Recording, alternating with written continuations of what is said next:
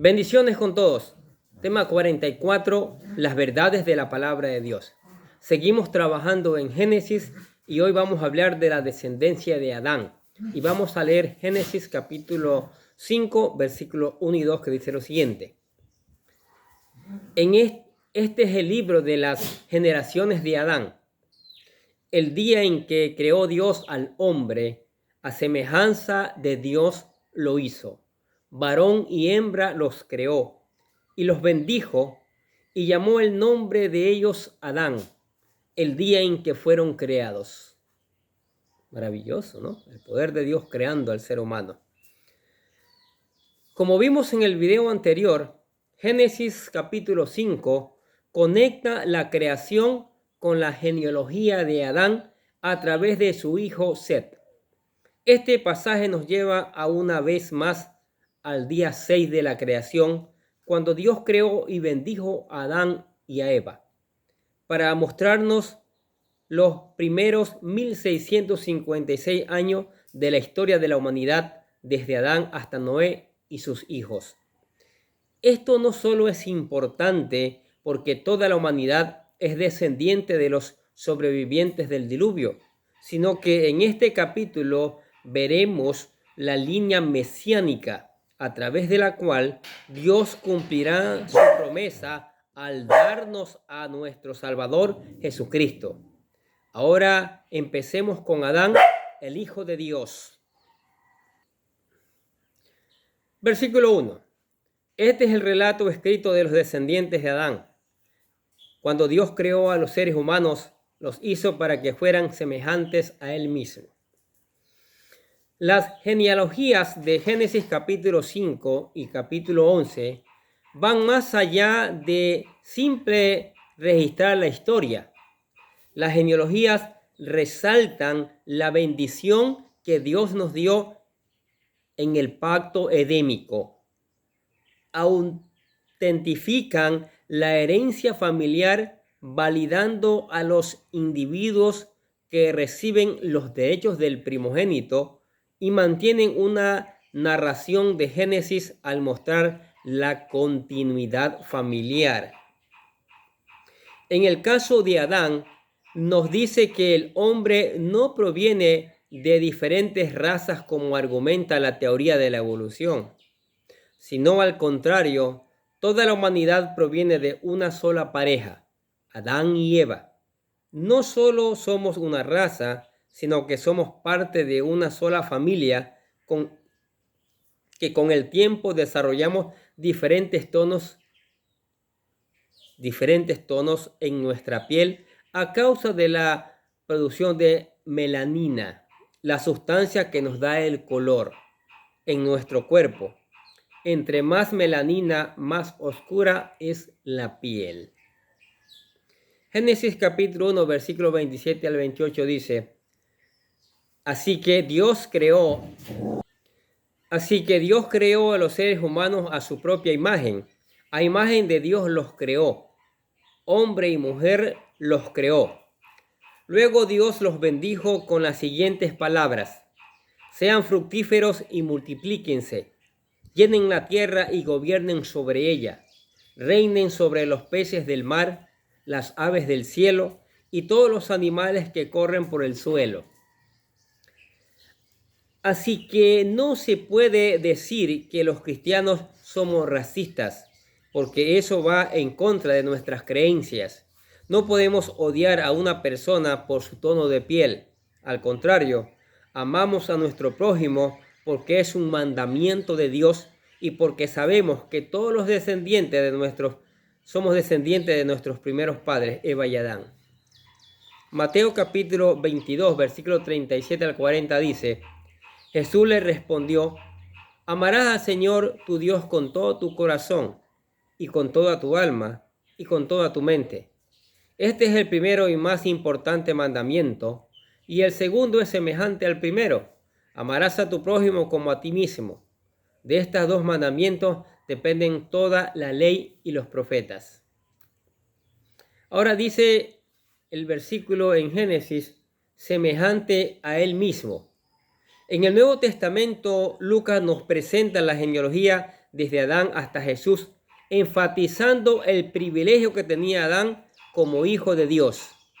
Lucas capítulo 3, versículo 38 dice: Cainán era hijo de Enós, Enós era hijo de Set, y Set era hijo de Adán.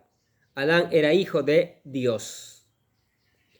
Cuando Moisés nos dice que Dios hizo al hombre a su semejanza, lo que nos está señalando es que el hombre no solo se parece a Dios al poseer la razón, intelecto y voluntad, sino que se asemeja a Él cuando usa su intelecto para conocer a Dios y su voluntad para hacer la voluntad de Dios.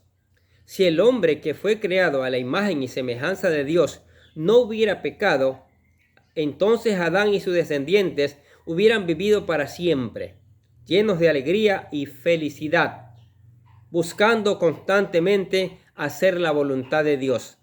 Pero cuando el pecado fue introducido al mundo, la imagen y la semejanza de Dios que Adán poseía se perdieron en la caída. Y a partir de ahí, la carne, nuestra naturaleza pecaminosa, se empezaría a poner en contra de las cosas de Dios, desde el nacimiento hasta que fuera destruida por la muerte. Dice el libro de Oseas capítulo 7 versículo 13: ¿Qué aflicción les espera a los que me han abandonado? Déjenlo morir, porque se han rebelado contra mí. Yo deseaba redimirlos, pero han dicho mentiras de mí. Por eso, desde tiempos de Adán, el Señor nos ha revelado diferentes mecanismos para que podamos regresar a Él a través de sus decretos, ordenanzas y mandamientos, pactos y la enseñanza de su palabra, para ayudarnos a combatir la carne y a nuestra alma corrupta por el pecado, que solo nos lleva a darnos a nosotros mismos, a dañarnos y a separarnos de nuestro Creador. Porque no podemos acercarnos al Señor por nosotros mismos. Por eso el hombre desde el inicio creó religiones y filosofías que lo alejan de Dios. Y el hombre buscó formas de racionalizar su comportamiento, justificando sus deseos carnales. ¿Qué les parece? Interesante, ¿no? Muy interesante. Romanos capítulo 1, versículo del 20 al 23 dice: Pues, desde la creación del mundo, todos han visto los cielos y la tierra, por medio de todo lo que Dios hizo. Ellos pueden ver a simple vista las cualidades invisibles de Dios, su poder eterno y su naturaleza divina. Así que no tienen ninguna excusa para no conocer a Dios. Es cierto, ellos conocieron a Dios, pero no quisieron adorarlo como Dios ni darle gracias. En cambio, comenzaron a inventar ideas necias sobre Dios. Como resultado, la mente les quedó en oscuridad y confusión. Afirman ser sabios, pero se convierten en completos necios. Y, en lugar de adorar al Dios inmortal y glorioso, rindieron culto a ídolos que ellos mismos se hicieron con forma de simples mortales, de aves, de animales de cuatro patas y de reptiles. Mire, por eso hoy gozamos del beneficio porque para poder conocer a Dios, Jesús nos da el regalo de su Espíritu para que se una a nuestro espíritu para ayudarnos a acercarnos al Señor, para que entendamos que las Escrituras nos provee del deseo de obedecer sus mandamientos y nos provee la fuerza que nos dirige para cambiar el rumbo de nuestras vidas para seguir la voluntad de Dios. Es decir, una nueva naturaleza al volver a nacer en Él. Y eso es maravilloso. San Juan capítulo 14, versículo 17 dice: Jesús dijo: me refiero al Espíritu Santo, quien guía a toda la verdad. El mundo no puede recibirlo porque no le busca ni le reconoce. Pero ustedes sí lo conocen, porque ahora Él vive con ustedes y después estará con ustedes. Y Efesios capítulo 4, versículo 24 dice: pónganse la nueva naturaleza, creada para ser a la semejanza de Dios, quien es verdaderamente justo y santo. Ahora pasemos al versículo 2 del capítulo 5 de Génesis. Dice, los creó hembra, hombre y mujer, y los bendijo y los llamó humanos. Este versículo fue traducido en la Reina Valera como los creó hombre y mujer y los bendijo. El día en que fueron creados les puso por nombre Adán. No los llamó Adán y Eva, sino que dos personas se volvían uno en el acto del matrimonio. Esencialmente, Moisés nos vuelve a recordar acerca de la primer boda que se celebró en el sexto día de la creación, en donde Dios mismo ofició la primera ceremonia del matrimonio y los llamó Señor y Señora Adán. Debió haber sido increíble. La boda perfecta, en donde Dios, como el Padre de los contrayentes, proveyó de todo lo necesario para la celebración. Y además, el Señor les dio como regalo de bodas nada más ni nada menos que el pacto edémico, por el cual el Señor estaba instituyendo el matrimonio como la forma en que la humanidad sería el representante de Dios en la tierra. Los haría fructíferos, nada les faltaría. Se podrían multiplicar, tener descendencia para poblar el planeta y tendrían dominio sobre toda la creación. Dios les dio el regalo perfecto sin pedir nada a cambio. Y es maravilloso eso, ¿no es cierto? 1 Corintios capítulo 11, versículo 11 dice, sin embargo, el Señor ni la mujer existen aparte del hombre, ni el hombre aparte de la mujer. En el matrimonio es tan importante para el Señor que el primer milagro de Jesús que hizo fue durante unas bodas, las bodas de Caná, al convertir el agua en vino. Juan capítulo 2, versículo 9 dice, cuando el maestro de ceremonias probó el agua que ahora era vino, sin saber de dónde provenía. Qué cosa tan maravillosa.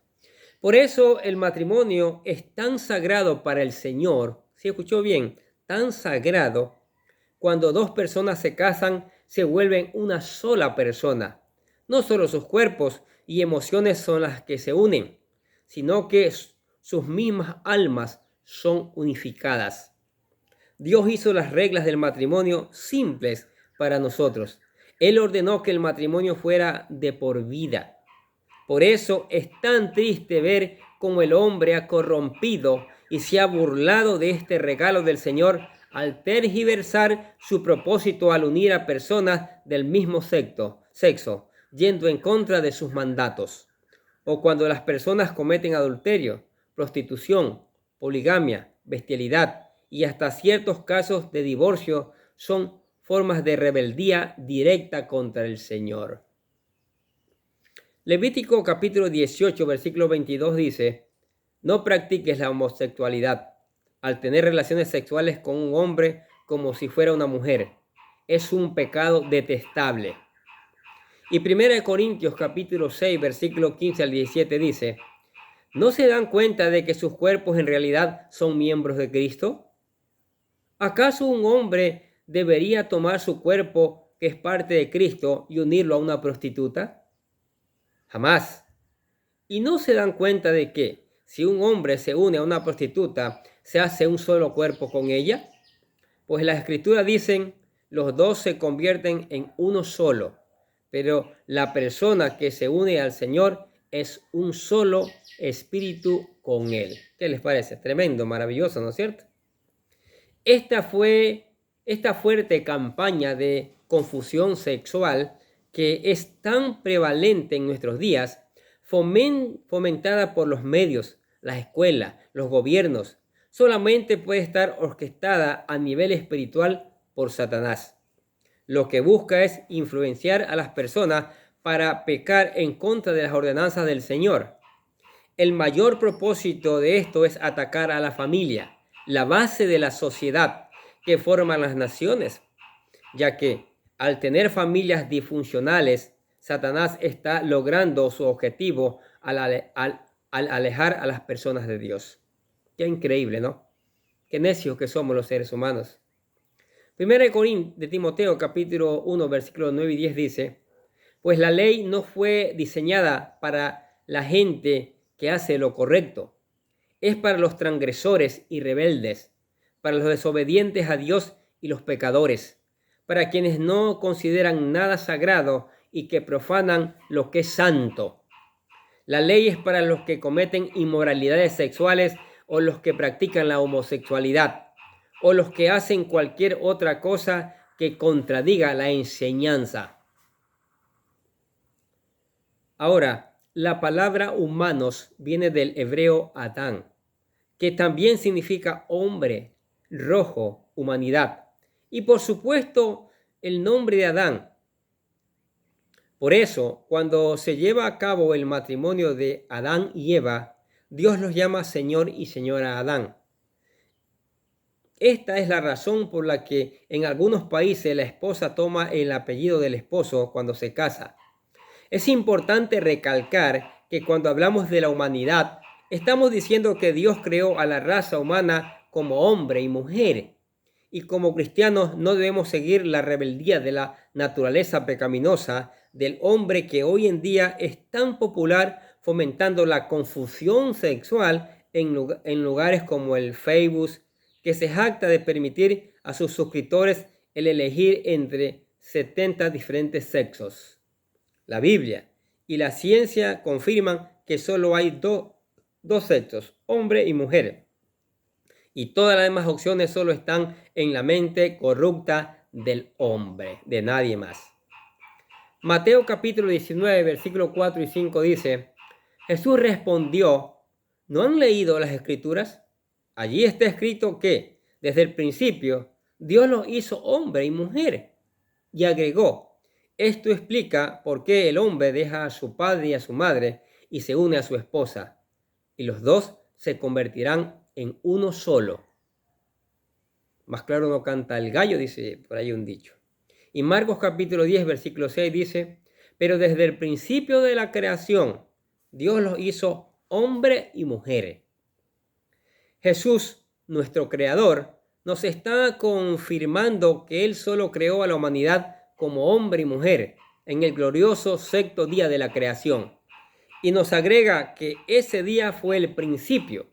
Jesús no está diciendo que pasaron billones de años antes de que Él creara la humanidad. Así que la teoría de la evolución queda descartada automáticamente. Y tampoco evolucionamos de 2 a 70 sexos como nos quieren hacer creer. No es que las personas tengan genes que les estén causando esta confusión sexual, como se ha demostrado con los estudios de gemelos idénticos, en donde uno dice estar confundido en su sexualidad y el gemelo que tiene los mismos genes declara su sexo correctamente. Es el pecado el que lleva a estas personas a declarar su confusión sexual. Entienda bien. El apóstol Pablo nos dice: no se engañen a sí mismos. Escuche lo que dice 1 Corintios capítulo 6, versículo 9. ¿No se dan cuenta de que los que hacen lo malo no heredarán el reino de Dios? No se engañen a sí mismos. Los que se entregan al pecado sexual o rinden culto a ídolos o cometen adulterio o son prostitutos o practican la homosexualidad. Y el versículo 18 del capítulo 6 de 1 Corintios dice: huyan del pecado sexual. Ningún otro pecado afecta tanto al cuerpo como este, porque la inmoralidad sexual es un pecado contra el propio cuerpo. Cuando Adán fue creado, el Señor creó 2 en 1. La distinción de sexos enfatiza su bendición, ya que permite nuestra procreación. Esto simboliza a Cristo y su novia, la iglesia que fue escogida para Él para hacerse uno cuando los creyentes estamos en Él. Efesios capítulo 1, versículo 4 dice: incluso antes de haber hecho al mundo, Dios nos amó y nos eligió en Cristo para que seamos santos e intachables a sus ojos. Y Gálatas capítulo 3, versículo 28 dice: ya no hay judío ni gentil, esclavo ni libre, hombre ni mujer, porque todos ustedes son uno en Cristo Jesús. Para ir concluyendo esta parte de este estudio, les dejamos con estos pasajes que nos hablan del amor que siente nuestro Creador hacia nosotros, a tal punto que desea una unión matrimonial por la eternidad con todo aquel que le busque de corazón. Mateo capítulo 22, versículo 2 dice: el reino de los cielos también puede ilustrarse mediante la historia de un rey que preparó una gran fiesta de bodas para su hijo. Isaías capítulo 54, versículo 5 dice: pues tu creador será tu marido, el Señor de los ejércitos celestiales es su nombre. Él es tu redentor, el Santo de Israel, el Dios de toda la tierra. Y Apocalipsis capítulo 19, versículos 7 y 8 dice: alegrémonos y llenémonos de gozo y démosles honor a Él, porque el tiempo ha llegado para la boda del Cordero, y su novia se ha preparado. A ella se le ha concedido vestirse del lino blanco y puro de la más alta calidad. Tremendo, ¿no? Maravilloso. ¿Qué les parece estas verdades de la palabra de Dios? ¿Cuánto estamos aprendiendo en el libro de Génesis? ¿Cuánta enseñanza profunda que el Señor nos tiene, cómo en realidad debemos vivir? Ahora dice: yo quiero ser un verdadero hijo de Dios, un seguidor del Señor y cumplir los mandamientos, obedecerlo tal como están allá. El primer paso que tiene que dar es aceptar a Cristo como su Salvador personal, reconocerlo como Señor y saber que su sangre redime todo tipo de pecados. Nosotros, como en cada video, le presentamos lo que llamamos la oración de fe, ¿sí? La oración para aceptar a Cristo. Aquí se la presentamos y esperamos que usted la haga con todo su corazón, buscando ser un hijo de Dios. Dice: querido Dios, sé que soy un pecador y que nada de lo que hago puede hacerme ganar el cielo o la vida eterna. Creo que Jesucristo murió por mí, derramando su sangre para lavar todos mis pecados para ser redimido, y que se levantó de la tumba el tercer día. Ahora mismo lo recibo como mi Salvador personal, confiando solamente en Él como mi único camino al cielo. Señor Jesús, séllame y lléname con tu Espíritu Santo, y escribe mi nombre en el libro de la vida para ser salvo. Y le decimos: gracias, amado Padre Celestial, por regalarme la vida eterna. Y decimos amén. Ahora, qué maravilloso aceptar a Cristo, convertirse en un verdadero hijo de Dios. Ahora, para sostenerse como un verdadero hijo de Dios y poder cumplir los mandamientos, hay que venir todos los días a meditar en la palabra de Dios. Hay que dejar que el Espíritu Santo le enseñe estas maravillosas verdades que alimentan el alma, que convierten el alma. ¿Sí? Y tenemos que buscar obedecer esta palabra poniéndola en práctica. Tenga tiempos de oración, converse con el Señor y Él le va a responder. Tenga tiempos de alabanza, alabe al Creador. Mire cómo nos creó a su imagen y semejanza, y eso es maravilloso. Y algo más, le invitamos a la iglesia. Allá hay espacio para usted y su familia, para que juntos sigamos aprendiendo estas maravillas, ¿sí? Yo estoy aprendiendo con ustedes. Amén. Oremos. Padre, te damos gracias por tu palabra, Señor. Tu maravillosa palabra que cada día está presente en nuestras vidas, que cada día nos está revelando las verdades tuyas, Señor. Y eso es maravilloso porque tu palabra es fuente de vida. Tu palabra nos redarguye, nos reprende, nos exhorta y nos prepara para toda buena obra. Y eso es lo mejor que podemos tener en nuestras vidas, Señor. Por eso te bendecimos, te alabamos y glorificamos tu nombre. Y pedimos que esta palabra que va a ser llevada a través de las redes sociales pueda germinar. No regrese vacía. Tu Espíritu Santo la haga germinar. Tu Espíritu Santo haga que las personas no solo la escuchen, sino que busquen obedecerla, busquen ponerla en práctica para gloria de tu nombre y para testimonio del mundo que solo tu palabra produce los verdaderos cambios. Solo tu palabra, nadie más, Señor. Por eso te amamos, Señor, te adoramos y bendecimos tu nombre en el nombre del Señor Jesucristo. Y decimos amén. Y los bendecimos ustedes que escuchan la palabra de Dios cada día. Sigamos escuchando sigamos poniendo en práctica esta maravillosa palabra, reenviemos a otros para que también conozcan estas maravillosas verdades. Y nosotros desde acá les deseamos a ustedes que tengan un día pero lleno de bendiciones.